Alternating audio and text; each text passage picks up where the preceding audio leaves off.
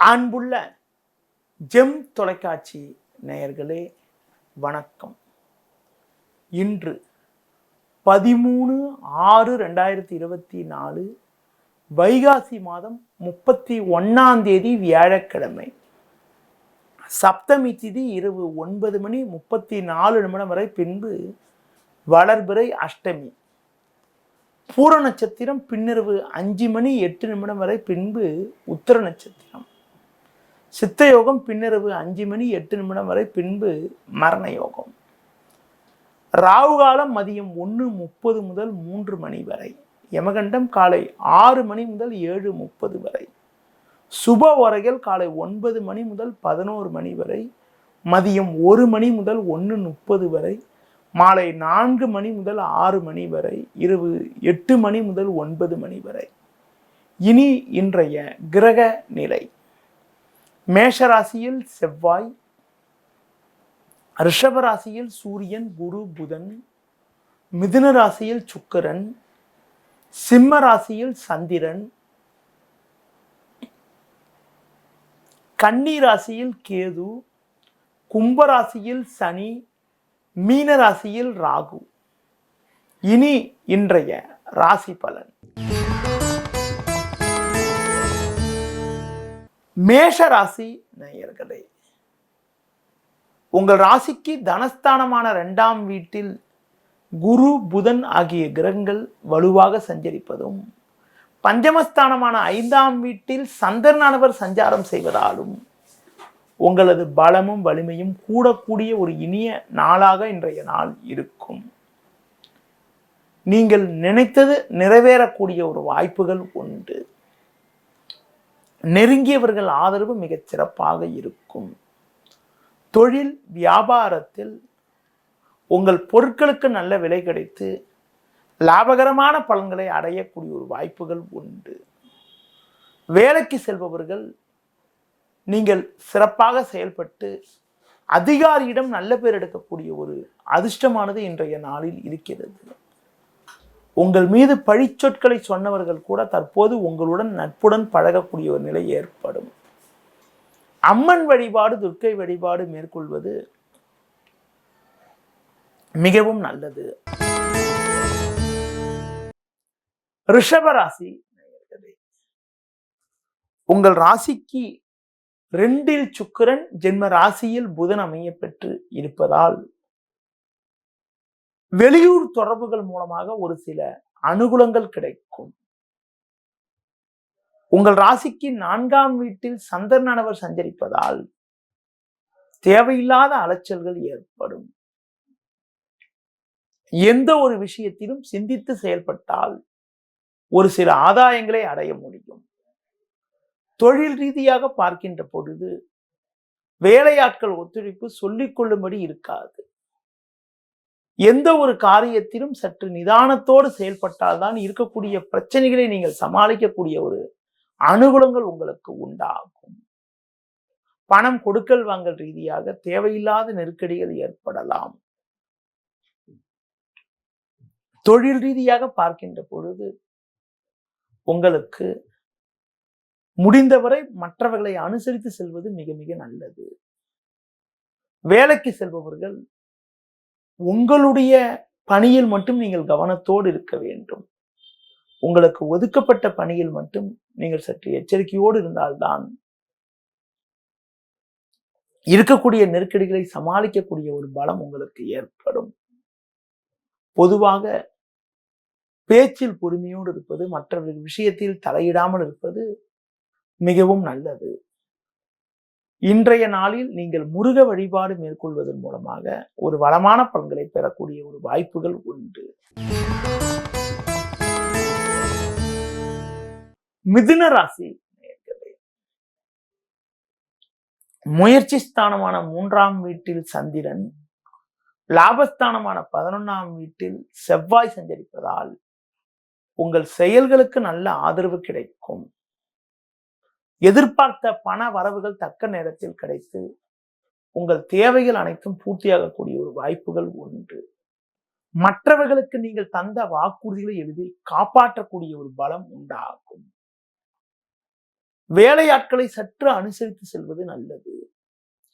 உத்தியோகத்தில் இருப்பவர்களுக்கு நல்ல வாய்ப்புகள் கிடைக்கும் என்றாலும் அதிகாரியிடம் பேசுகின்ற போது சற்று பொறுமையோடு நிதானத்தோடு இருந்தால் ஒரு சில அனுகூலமான பலன்களை அடையக்கூடிய ஒரு வாய்ப்புகள் இன்றைய நாளில் உங்களுக்கு உண்டு. உடல் ரீதியாக இருந்த பாதிப்புகள் எல்லாம் ஓரளவுக்கு விலகி எதிலும் சுறுசுறுப்பாக செயல்படக்கூடிய ஒரு நாளாக இன்றைய நாள் இருக்கும். மேலும் வளமான பலன்களை நீங்கள் பெறுவதற்கு குலதெய்வ வழிபாடு மேற்கொள்வது மிகவும் நல்லது. கடக ராசி நேயர்களே, உங்கள் ராசிக்கு லாபஸ்தானமான 11ஆம் வீட்டில் குரு புதன் சூரியன் சஞ்சாரம் செய்வதால் இருக்கக்கூடிய இடத்தில் உங்களுடைய மதிப்பும் மரியாதையும் அதிகரிக்கும். நல்ல வாய்ப்புகள் உங்களுக்கு கிடைக்கும். சந்திரன் 2இல் சஞ்சரிப்பதால் நெருங்கியவர்களை அனுசரித்து செல்வதன் மூலமாக ஒரு சில வளமான பலன்களை பெற முடியும். தொழில் ரீதியாக ஒவ்வொரு விஷயத்திலும் சற்று கவனத்தோடு செயல்பட்டால் போட்ட முதலை எளிதில் எடுக்கக்கூடிய ஒரு வாய்ப்புகள் ஏற்படும். உத்தியோகத்தில் இருப்பவர்கள் நீங்கள் ஒவ்வொரு விஷயத்திலும் சற்று நிதானத்தோடு செயல்படுவதன் மூலமாக ஒரு சில வளமான பலன்களை அடையக்கூடிய ஒரு வாய்ப்புகள் உங்களுக்கு உண்டு.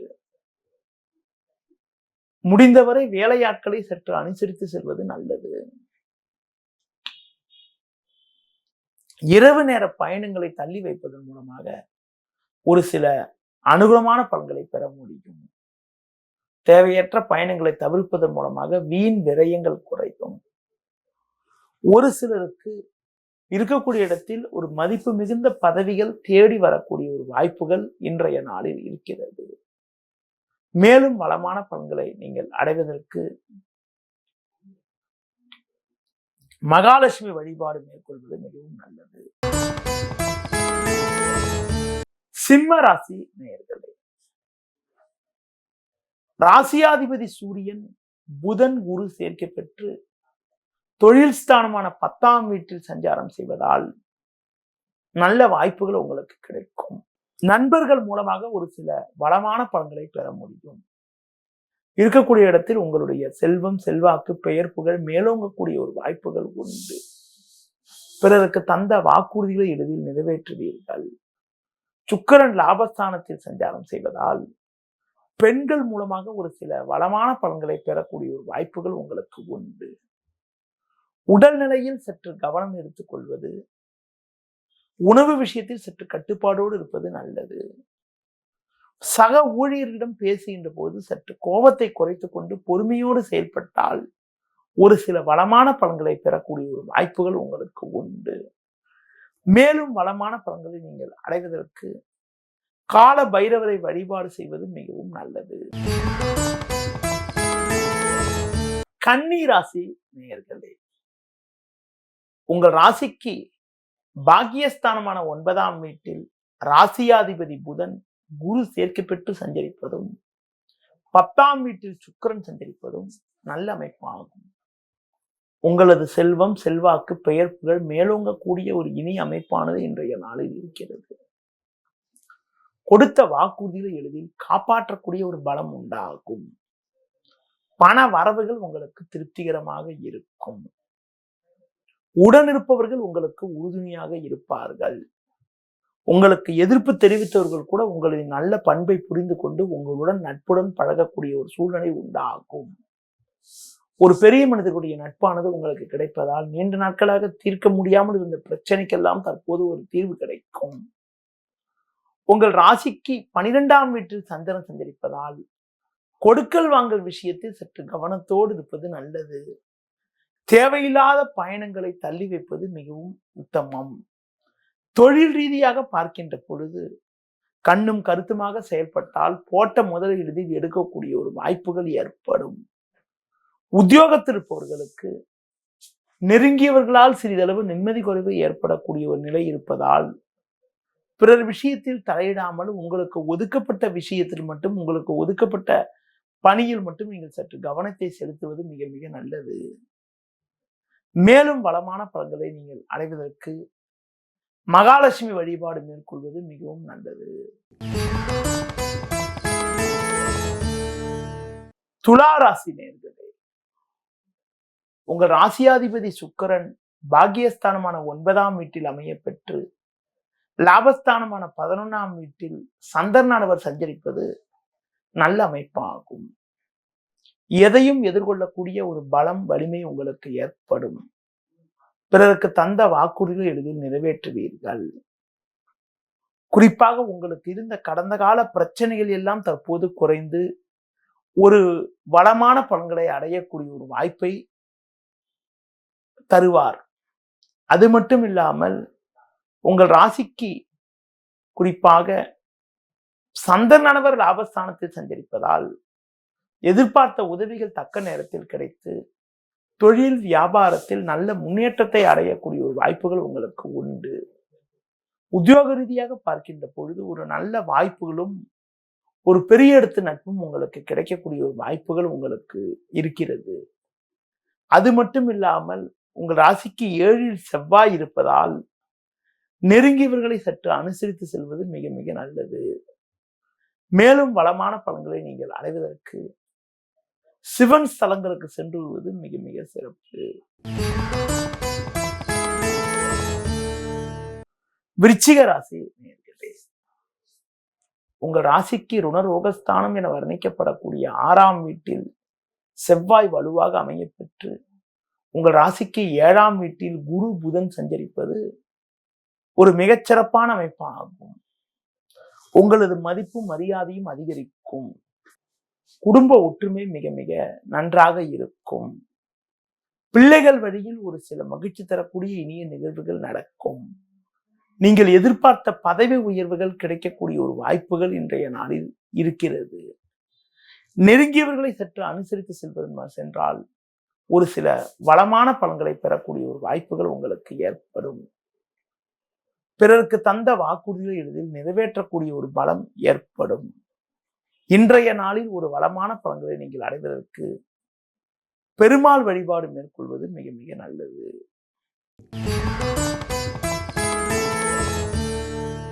தனுசு ராசி நேயர்களே, உங்கள் ராசிக்கு பாக்கியஸ்தானமான 9ஆம் வீட்டில் சந்திரனானவர் சஞ்சரிப்பதும் 7ல் சுக்கிரன் 6ல் சூரியன் சஞ்சரிப்பதாலும் நல்ல முன்னேற்றத்தை நீங்கள் அடையக்கூடிய ஒரு வாய்ப்புகள் உண்டு.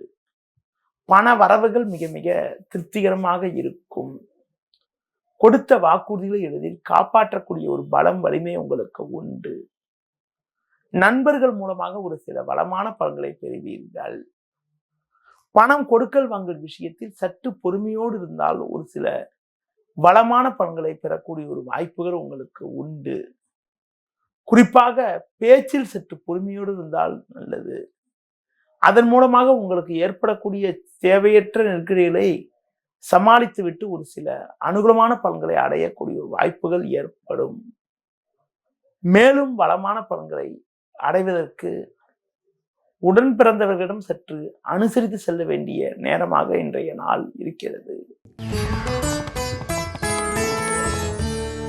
மகர ராசி நேயர்களே, உங்கள் ராசிக்கு பஞ்சமஸ்தானமான 5ஆம் வீட்டில் குரு புதன் 6ல் சுக்கிரன் சஞ்சரிப்பது ஒரு முன்னேற்றத்தை தரக்கூடிய அமைப்பு என்றாலும் தேவையில்லாத அலைச்சல்கள் ஏற்படும். சுலபமாக முடிய வேண்டிய காரியங்கள் சற்று தாமதமாகும். குறிப்பாக இன்றைய நாள் முழுவதும் உங்களுக்கு சந்திராஷ்டிரம் இருப்பதால் முடிந்தவரை உறவினர்களை அனுசரித்து செல்வது நல்லது. உத்தியோக ரீதியாக பார்க்கின்ற பொழுது உங்கள் செய்யக்கூடிய பணிகளில் தேவையற்ற நெருக்கடிகள் ஏற்படலாம் என்ற காரணத்தால் நீங்கள் சற்று பொறுமையோடு இருந்தால் ஒரு சில வளமான பலன்களை அடைய முடியும். இன்றைய நாளில் உங்களுக்கு தேவையில்லாத அலைச்சல்கள் ஏற்படும். இருப்பதை அனுபவிக்க இடையூறுகள் உண்டாகும். தொழில் வியாபாரத்தில் நீங்கள் நினைப்பது ஒன்று நடப்பது ஒன்றாக இருக்கும். உத்தியோகத்தில் இருப்பவர்களுக்கு உடனிருப்பவர்களால் நிம்மதி குறைவுகள் ஏற்படக்கூடிய ஒரு நாளாக இன்றைய நாள் இருக்கும்.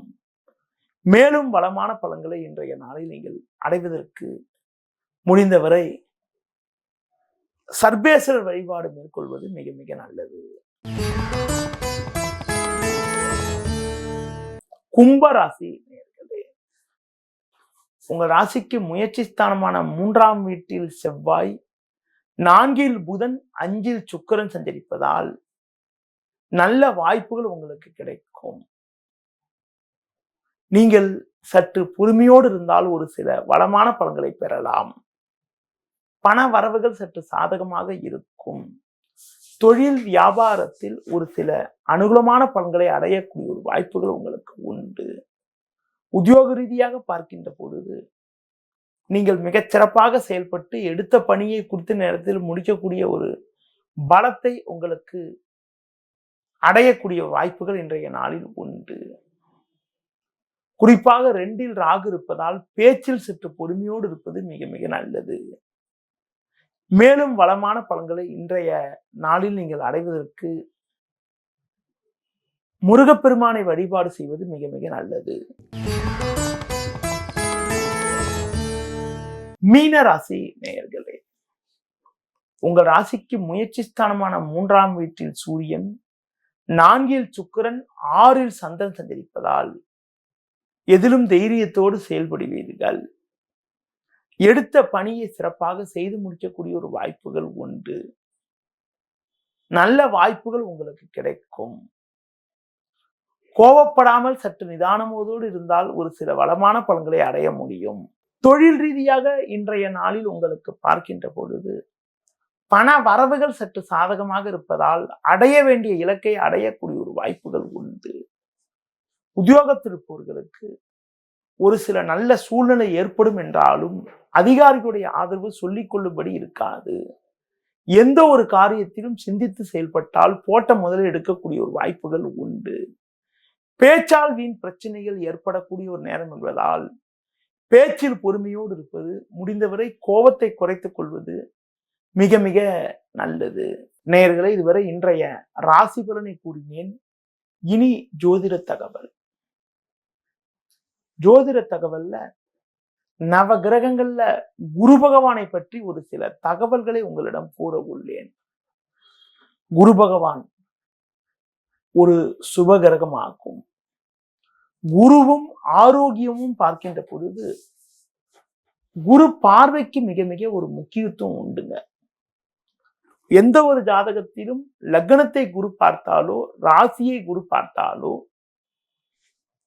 அது ஒரு அதிர்ஷ்டகரமான ஜாதகம். லக்னத்தையோ ஜென்ம ராசியோ குரு பார்க்கின்ற பொழுது அவர்களுக்கு எப்படிப்பட்ட பிரச்சனைகள் வந்தாலும் அதிலிருந்து எளிதில் தப்பிக்கக்கூடிய அளவுக்கு ஒரு பலம் உண்டாகும்.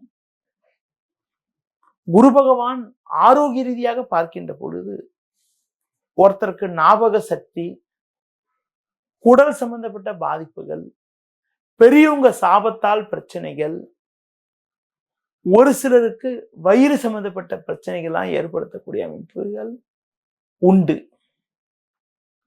குறிப்பாக இயற்கையிலே பார்க்கின்ற பொழுது உங்களுக்கு குறிப்பாக ஒருத்தருடைய ஆரோக்கியத்துல குருவின் பங்கை பார்க்கின்ற பொழுது குரு பகவான் நல்ல பலமா இருந்தா அவங்களுக்கு செரிமான பிரச்சனை சிறப்பாக இருக்கும். எந்த ஒரு ஜாதகத்துல குரு பலகீனமாக இருக்கிறாரோ அவங்களுக்கு வயிறு சம்பந்தப்பட்ட பிரச்சனைகள் ஏற்படக்கூடிய ஒரு வாய்ப்புகள் உண்டு. குறிப்பாக குரு பகவான் உங்களுக்கு பார்த்தீங்கன்னா வயிறு, குடல் சம்பந்தப்பட்ட பகுதிகள், செரிமான விஷயங்களுக்கெல்லாம் காரகனாவார். எந்த ஒரு ஜாதகத்துல குரு ஒரு நல்ல கேந்திர திரிகோணத்துல மாதிரி இடத்துல இருந்து தசாபுத்தி நடந்தால் ஒரு நல்ல ஒரு ஆரோக்கியத்தை அடையக்கூடிய ஒரு வாய்ப்புகள் உண்டு. அதுவே மறைவு ஸ்தானம் சொல்லக்கூடிய 6, 8, 12ல போய் இருந்தால் உங்களுக்கு குறிப்பா பார்த்தீங்கன்றால் தேவையில்லாத நெருக்கடிகள் ஏற்படலாம். பொதுவா ஒரு ஜாதகத்துல குரு பார்வைக்கு ரொம்ப ரொம்ப விசேஷம்.